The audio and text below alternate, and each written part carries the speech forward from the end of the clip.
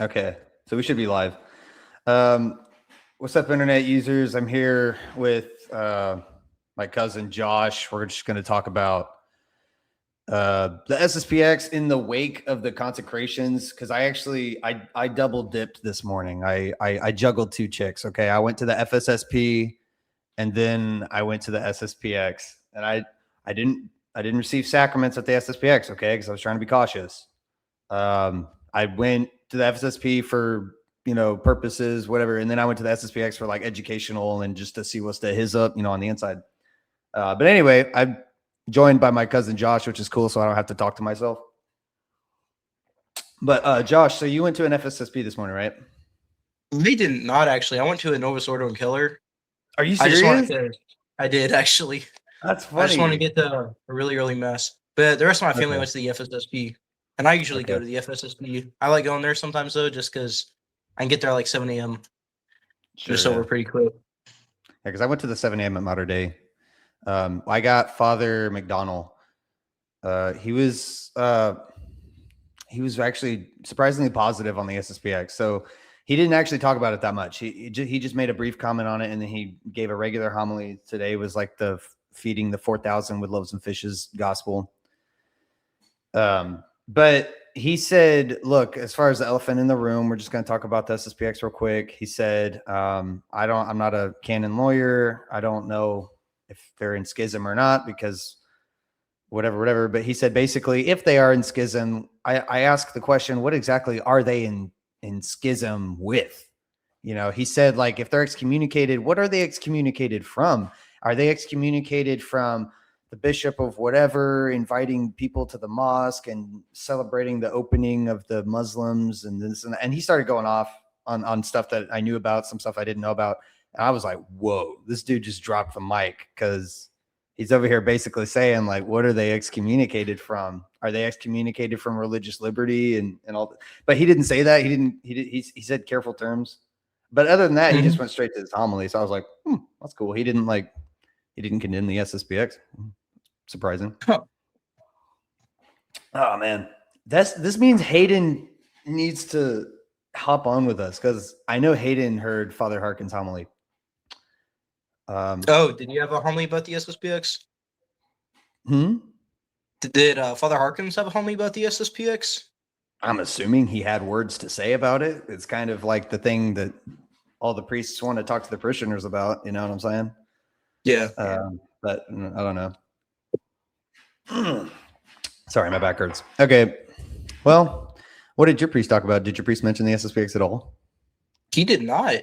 Ours was typical Novus Ordo. It was basically just July 4th in America. Like, even though the news or whatever is going to try to make it look like a very secular country, is still like very faith-based as far as the founding fathers or whatever go. So I was like, whatever. Okay. Never mind much. But yeah, he didn't say anything about it. So that's cool. Yeah, because I went to the SSPX, and it was packed like it normally is. It was like packed to the rafters, like sardines, man. Everybody was like happy. Like they weren't like, I don't know. I guess they were like normal. But they were just like happy, people were smiling and shaking hands and stuff. And I saw the normal people that I normally see there. And I think my priest's name is Father Palco. He's like actually a really good priest. He gave this homily, and he was basically just, loosely saying like about how the letter that Cardinal Fernandez wrote wasn't binding, excommunicatory for this and that reason, kind of like what I've already heard online. Like basically, they're technically not excommunicated under penal form or whatever they're saying now. I've heard it already. So I'm like, okay, I guess they believe that. But like, I don't know. I was just really surprised by how happy everyone was. When it was like some of like the ushers and the people that I knew had been there for a while, they had this kind of like natural happiness about them, as if to say like, it's going to be all right. Like, it's as though they were hungry, and it's like, we're going to be filled, we're going to be fed, don't worry. Everything's going to be okay now. Like they had this good assurance and this positivity, which is nice. I guess I was a little surprised just by how happy everyone. I expected everyone to be kind of like, talking about it, but nobody really mentioned it. It wasn't that big of a deal. I mean, like I said, Father mentioned it in the homily, but yeah, it was really refreshing. Like I said, I didn't receive communion. I kind of wish I did, but it's all right. Yeah, pretty much it. What are your actual personal thoughts on the SSPX? Let's see. So I can't agree with their decision as far as to consecrate. Like I know they needed bishops pretty bad, but if the Pope is literally writing you a letter like begging you not to consecrate new bishops, like you can't do that, which is why they got excommunicated. But after they got, or who is it, Pope Benedict lifted their excommunication or whatever, I didn't really have a problem with them. Like, honestly, would have loved to go to an SSPX or SSPX mass before they got excommunicated, but I don't know. I didn't really have a problem with them. Like, my mom liked the SSPX and my dad kind of didn't. Yeah, but I was kind of taking some from both sides, just from what I heard and from you too. Like, they're not like some like disobedient, like, you know what I mean? Like, they're really exactly good, what you mean. faithful people. Well, So that's what surprised me. Yeah, when I first started going to the SSPX, I started going to the SSPX before they were labeled. Now, before this whole event thing started happening, back when they were still greenlit by Pope Francis.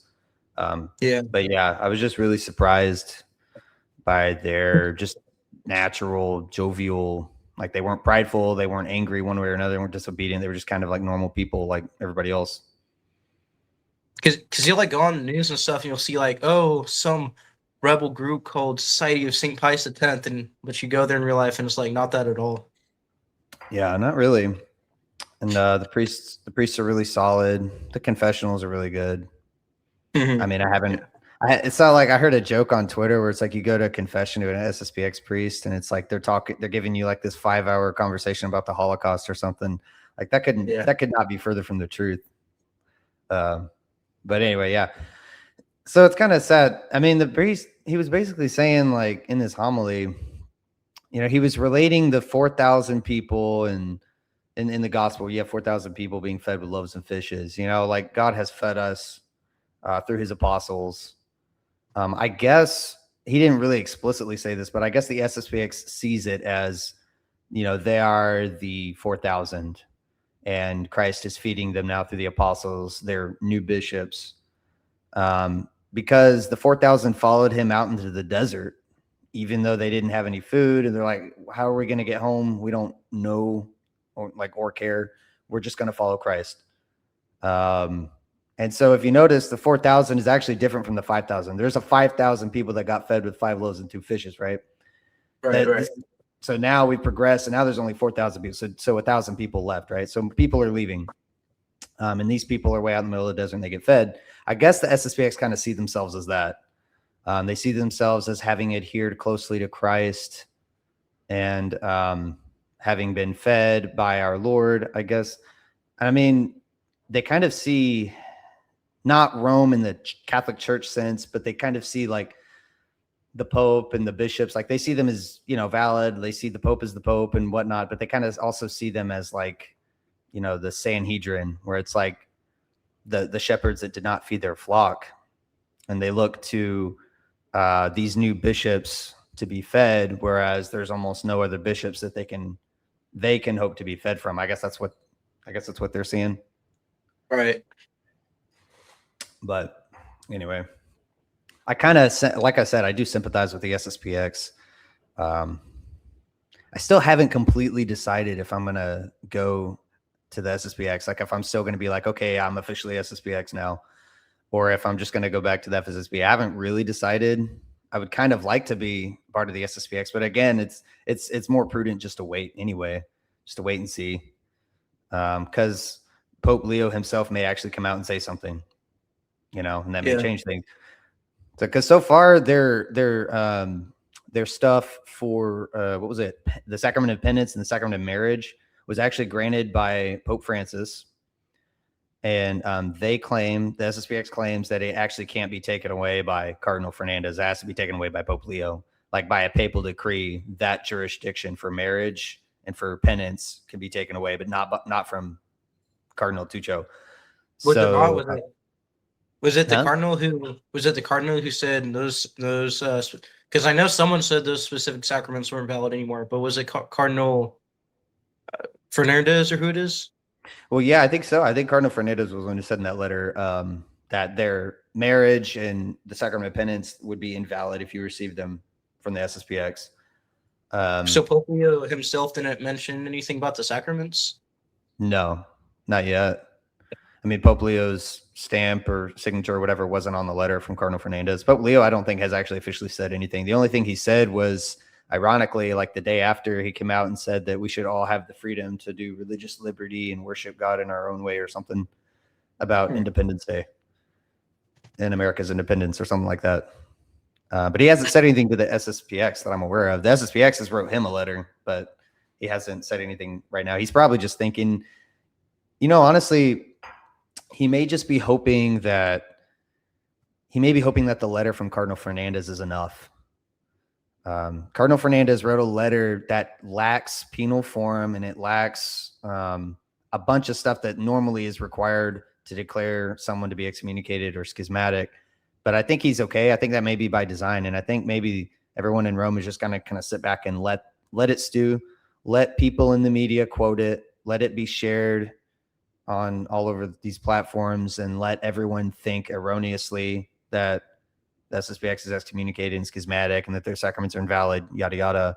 And then after a while, then he may come out and say something. I don't know. But like I said, I'm not completely ruling. I don't know. I would like to completely rule out. I would like to completely say that, yeah, for sure, they're not excommunicated. Yeah, for sure, they're not in schism. I guess I can't technically say that. Really, you can't really. I can't say that because I'm not a canon lawyer. I'm not smarter than Father McDonald, who himself, he says he can't say with 100% certainty, right? So we'll just wait and see what happens. But I'm a lot more hopeful about the SSPX now that I went to Mass there this morning than I was before. Because like before, I was feeling like all depressed, and even last night I could barely eat at the 4th of July because I was just like, my stomach was a nuts. But like after going to Mass this morning, I just felt like really like at peace. I was like, wow, these people are not freaking out. These people are just, they're not rebellious or anything, but they're just like happy, and it's kind of sad that it came to this. They're kind of like the FSSP. They're moms and dads with families who want to get their families to heaven, basically. Yeah. But yeah, well, did you have anything you wanted to add?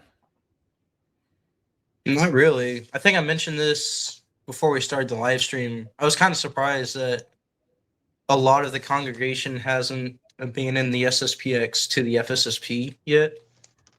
Because I would have assumed that after being like excommunicated, they would have just gone straight to the FSSP, acknowledging the Pope and everyone as a valid authority.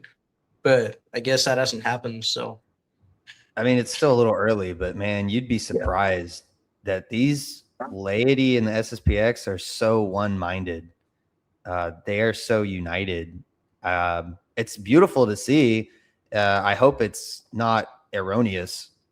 I'm not saying it's not erroneous, but I mean, it's in any case, it's beautiful to see, but they are really one-minded. There's no dissent, there's no discord, there's no faction in the SSPX that I'm aware of or that I've seen on my side.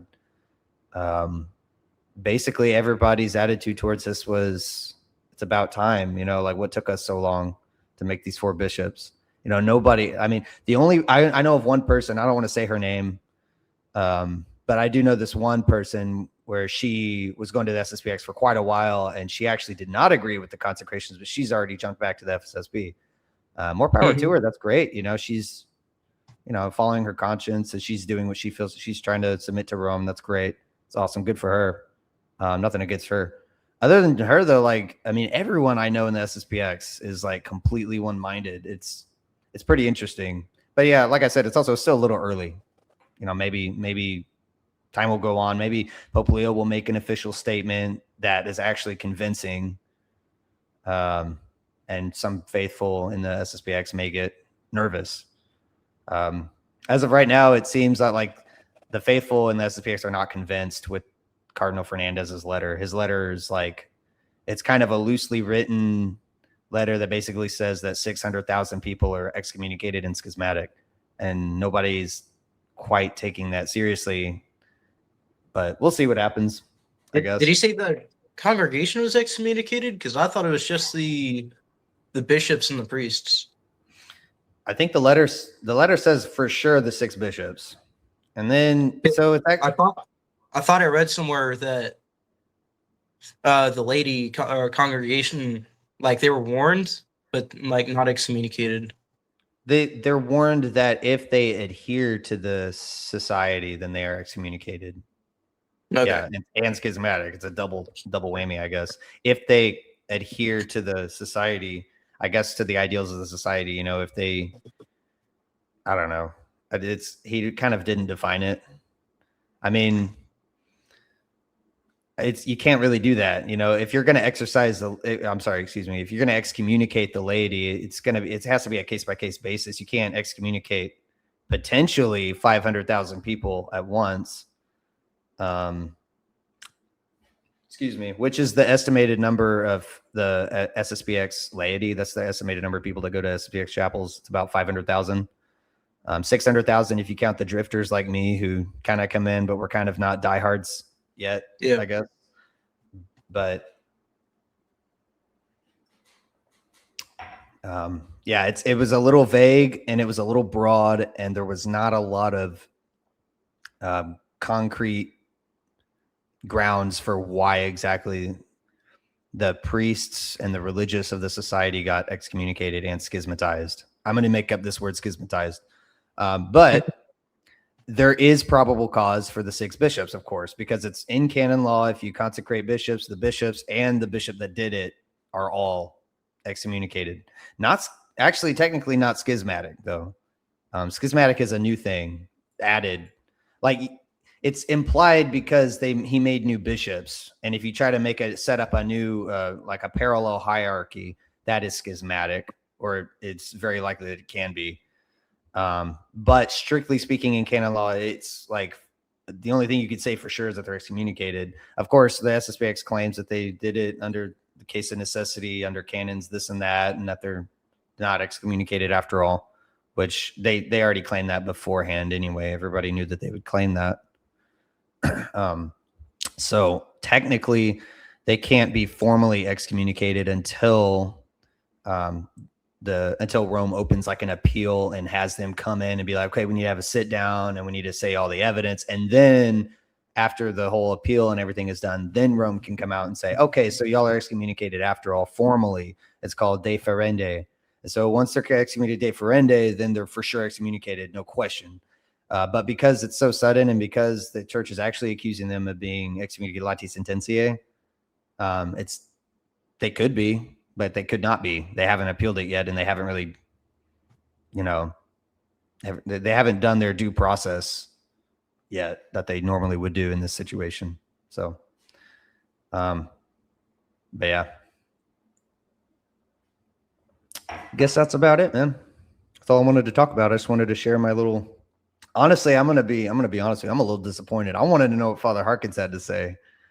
Oh, that would have been. I wish you'd have been there. I'll ask my parents, because they all went this morning. I'll ask around. I'll figure it out later. Get Hayden. Yeah. Hayden's conveniently not answering his phone right now. It's like, oh, I'm sorry. Were you trying to get a hold of me? I'm like, yeah. We'll get him. We'll get him. But no, yeah. I guess that's about it. That's all I wanted to talk about. So yeah, that's all I got to talk about. I guess I'll go ahead and end the stream, and that'll be that.